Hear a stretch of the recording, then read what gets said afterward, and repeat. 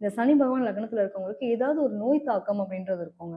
நம்மளுடைய முன்னோர்களுடைய அதாவது நம்ம பொதுவாவே சொல்லுவோம். ஜெனடிக்ல ஏதாவது தொந்தரவு இருந்துச்சுன்னா நீங்க பார்த்துக்கோங்க. ம். குறிப்பிட்ட ஏஜ்லயே வந்து உங்களுக்கு டிஸ்டர்பன்ஸா ஃபீல் பண்றீங்க. ஒண்ணும் இல்ல ஒரு இன்னைக்கு சுகர் இல்லாத ஆள் பார்க்க முடியல. நம்ம அம்மா, அப்பாவுக்கு சுகர் இருந்தா நமக்கு சுகர் வந்துரும் அப்படின்றப்ப நம்ம பிரிகாஷனா இருந்துக்கணும். ஆமா. ஸோ அது மாரி இதுதான் ஜெனடிக். ஸோ நரம்பு சார்ந்த விஷயங்கள் இந்த மாதிரியான ஒரு வீட்ல யாராவது பாதிக்கப்பட்டிருக்காங்க அப்படின்னா, நீங்களும் இதெல்லாம் கொஞ்சம் பிரிகாஷனா இருந்துக்கோங்க அப்படிங்கிற தன்மைய குடுக்குறோம். ஸோ பழமை வாய்து புதுமையில் பழமை வாய்துன்னு சொல்லுவாங்க இல்லையா? அதாவது 2K கிட்ட இருந்தா கூட இன்னும் அப்படியே ஒரு என்னோட பாரம்பரியம் மாறக்கூடாது. எனக்கான பழமையான விஷயங்கள், நெறைய அந்த அட்வென்ச்சர் எதிர்பார்க்கிறது, இது எல்லாமே லக்னத்துல இருக்கக்கூடிய சனி செய்யக்கூடிய ஒரு தன்மை உண்டு. அதே மாரி மந்தப்போக்கு.